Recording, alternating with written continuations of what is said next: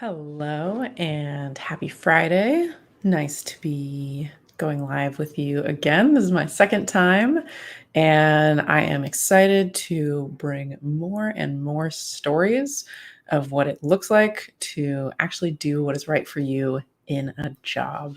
So, for those of you that don't know me, my name is Lindsay Gordon. I am a career coach for analytically minded people, and I run the business A Life of Options. So, today we are going to continue talking about whether we need to quit. I think there's a lot of questions these days in the world that we are in. A lot of people having this experience of, am I in the right job? Am I doing the right thing for me? Is this really what I choose to do with my time? Do I feel like this is a life well lived? And so many people come to me asking some version of the question, do I need to fit? Do I need to quit?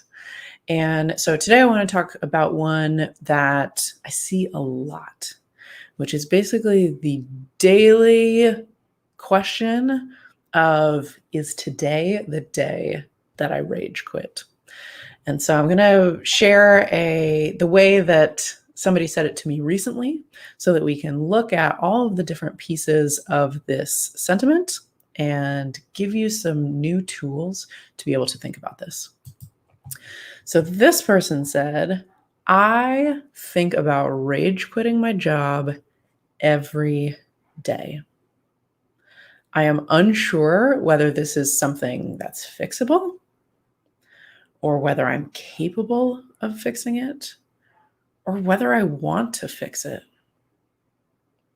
And just from that, one phrase, there's just so much heaviness in there, and there's so much unknown, and there's so much that feels like maybe you're like pushing the boulder up the hill of, there are so many parts of this that I don't even know. So all I can do is wake up every morning, wonder if today is the day I'm going to rage quit, and try to manage and survive each day. And I think a lot of people are operating in that way. And it's kind of the worst version of Groundhog Day ever. So this can show up differently for different people. And I want to share a little bit about what it might look like and kind of what the symptoms become when you start to get into this rut of this daily toll of, is today the day I'm going to rage quit? So for some people, they've been asking themselves some version of this question for maybe it's 6 months, maybe it's 1 year. One client I had, it was 10 years of just asking the same questions over and over and over again. And it might be, do I want to stop being a lawyer? Right? Am I done with this entire field? Is it time for me to completely burn it down? Get me out of here? Or it might be a question of the thing that I've always wanted to do or thought that I want to do. So for some people, that's, do I want to go to grad school? Do I want to make this shift to a new field that has been calling to me for a while? Or for some people, I like to talk about their kind of escape hatch plan. And for one of my clients, I remember she was like, some days I just think I'm going to burn it down and go and be a potter in the woods, like off the grid, don't need to talk to anybody, going to go and do some pottery. So maybe you have kind of that version behind the, do I need to quit today? I'm just going to burn it down, go be a potter in the woods. So that asking and asking and asking is taking a big toll on your thoughts. Because what I find is that when this waffling is a constant companion, every day we go through the same steps. Do I want to quit? I don't know if it's something that's fixable. I don't know if I'm capable. I don't know that I actually want to. It is consuming your thoughts. It is consuming your time and mental energy and really your emotional capacity. So that if every day you have to start with that conversation with yourself, you're almost, bargaining with yourself, having this argument in your head, choosing to show up anyway and figure out how to make it through this day. And it is just exhausting. So you might be finding that you don't have any energy to do your work, but also no energy for yourself, for your loved ones at the end of the day. And this is another thing that happens when we have this daily toll, is that you either don't want to share anything about work. You're just like, can we talk about anything else? I cannot think about it anymore. I don't want to talk about it. I don't want to give it any more of my time. And so you lose connection and you lose an ability to share what's going on with you because you just can't handle talking about work anymore. Or you become the person that kind of complains about their job to friends, to spouse, and nobody wants to be in that situation. None of us want to be in it when we're in it. And I will tell you that when I was unhappy in my job, I got called out by my manager for being somebody with a poor attitude, for being somebody who everybody else could tell that I was not happy in my job. And that sucked. Let me tell you, I never want to be known as the person who has the negative attitude, who is affecting people around them. But I was in that state and I didn't know how to get out of it. So if you are the person that feels like you're the one who's always speaking negatively about your job to your friends, family, whoever it is, I know what that feels like. And I want to give you some steps of how to shift that feeling, because really it's not a place that any of us want to be. So let's talk about some of the symptoms of why this question is getting asked over and over and over again without any new outcomes. So there are probably many things happening, but the thing that I want to talk about today is the fact that you are unable to articulate for yourself what is not working about the current role. And on the flip side, what is working. But in this case, it's really important for you to be able to say, this is what is not working. Because if we don't have that information, the misalignment could be in so many different places, right? It could be just the role itself. This is not a great fit for the things that you need in order to thrive. Or maybe it's at a company level. Maybe this is not the right environment for you, but actually the role would be fine if it was in a different environment, in a different company. Or you may decide that the field is not quite right for you. You may decide that, for example, one of my clients said that, engineering is feeling less and less like the right place for them because they notice that they absolutely love as much collaboration as possible. And the way that they are experiencing engineering is that there's a lot of solo work and it feels isolating to this person. It could also be that it's really only 10% of the work that's misaligned. And in that case, we often get hyper-focused on the downsides of our job. And so if we could really clearly articulate for you that it is only 10% of the job that is making you think you need to quit, then that is very actionable. We can look at that 10%. We can see what shift we need to make. We can zoom out a little bit and look at the rest of the 90%. Or it might be the opposite. You might notice that 95% of the work that you do is creating epic pain for you and rubbing against all of the things that you really need in order to thrive. So without knowing that, any of those could be at play at any moment. Oh my gosh, it's the field. Oh, maybe it's the company. Actually, I just need to quit this role. Well, I hate everything that I'm doing, I think. So if you are not sure what the issue is, you are not going to be able to answer this question of, should I quit? And then what happens? It gets even meaner, like the question is one, but then if we can't articulate what the issue is, then there's no way we can be confident making a change.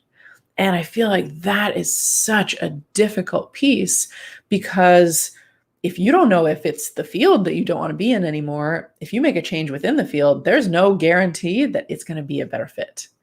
And so then we get stuck in, well, it's the devil you know versus the devil you don't know, right? So I know how to survive this level of pain, kind of, because you are, having this daily experience of being on the edge of rage quitting, to, well, it could be worse if I make a change, because I don't know what is going to help and what type of change to make. So that just makes it so incredibly difficult.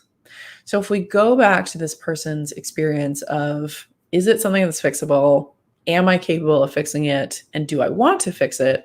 I think we can start to ask some slightly different questions. So if we take the first piece, is this something that's fixable? This is a great question that we need to be asking. Yes, we don't know if this is fixable if we cannot articulate the issue. So I want you to start to look at the activities that you are doing day to day. Which of them are energy giving? Which of them are energy draining? What kind of themes can we start to see about what's not a good fit? Do you have a sense that it is the role itself, or does it have more to do with the environment that you are in? So those are some of the questions we need to ask, because we can't know if it's fixable if we don't know how to articulate what is out of alignment. Next, there's the question of, am I capable? And we kind of need the answer from the, is this something that's fixable, so that we can know, is this a small fix with some minor adjustments? Or does the issue lie with the inherent nature of your role or the inherent nature of the environment that you are in? And again, the more we can clearly separate out these pieces, we will know, am I capable of making a change?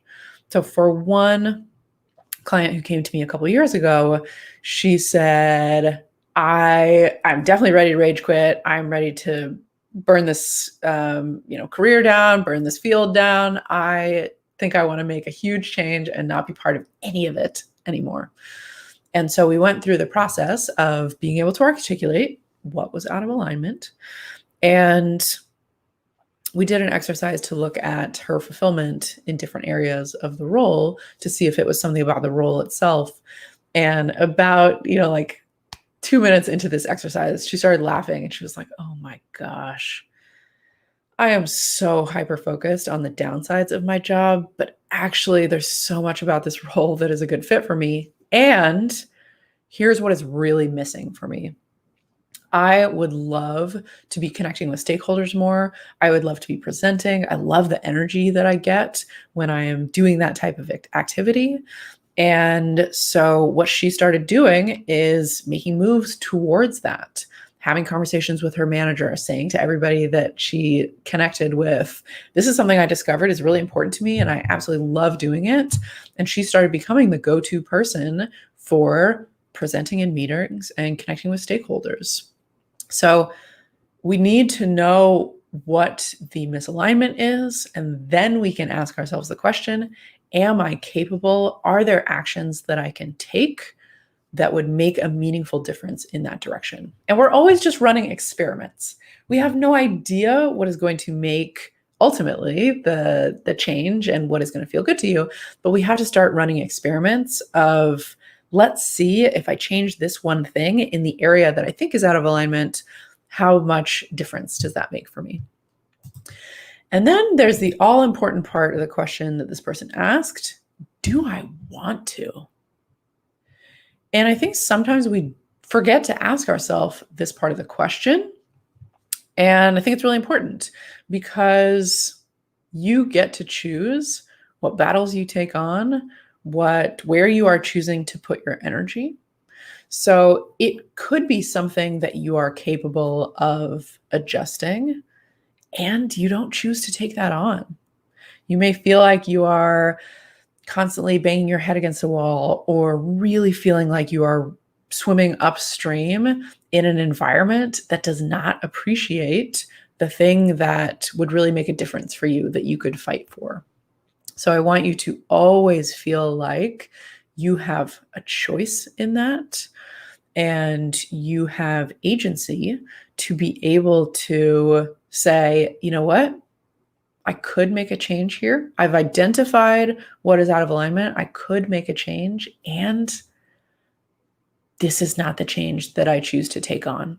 And so what is right for me is to, move on, get myself into a different situation that feels good to me. So always remember that there is a choice where you get to spend your energy. On top of all this, I always like to mention that there are some situations where quitting is absolutely the right thing for you. If anything feels unsafe, if you're just not able to come to work and survive through the day, quitting absolutely is the right step for some people. So always do what is right for you. Always listen to what you need above anything else that I'm talking about, any potential advice that I'm sharing, because it's all about you doing what is right for you. And then we also have to be very clear that there are a lot of barriers in the workplace that make it difficult for us to do what is right for us and fully be who we are. So that always plays into this conversation of, do I need to quit? Can I make changes? So be aware of the barriers that you particularly face, whether that happens to be racism in the workplace, sexism in the workplace, anything that is keeping you from being who you are. Acknowledge that, be really clear about that, and let's see what agency you can find within those systems to do what is right for you. So it is not easy, and we always need to call that out. So I want to share one example of what it sounds like for somebody to have been on the edge of rage quitting every day and then identified what felt out of alignment, what trade-offs she was actively choosing, how she was experiencing her job in a new way with this clarity of articulating what wasn't right. So this person said, with the skills I learned, I was able to change my current work situation from I am going to rage quit by the end of the week to I'm looking forward to working on the project tomorrow. She said the difference is really night and day and has affected my home life, where my husband and kids have even mentioned the attitude change. And what happens so often is that this can be achieved even if absolutely nothing about the external circumstances changes. She did not change a job. She did not change a manager. But what changed was her understanding of what was out of alignment, her acceptance of the trade-offs that she is choosing right now, knowing why it works for her, and just having a very different way to approach the day where she could look for opportunities that were aligned with her strengths, even though she knows that this is not the perfect job for her over the long term, and she may end up making a change in the future, but so much can shift with clarity of what is not working. So I hope this gives you a couple of different ways to think differently if you feel that you are on the edge of rage quitting every day, really struggling to show up. So start to look for the ways to articulate what is working and what is not working. And then if you want additional resources, if you want to read more about how you can start to think differently about doing what's right for you at work, I'll remind you that you can find more of this at alifeofoptions.com. So thank you so much for being here with me today. I'm just so excited to be spending more time with you, be sharing more of my experiences and helping you feel even better about your job over time. So I hope you have a wonderful weekend. Hope you have some fun plans or maybe some no plans. Maybe that's the most fun for you. And I will be excited to catch you next time.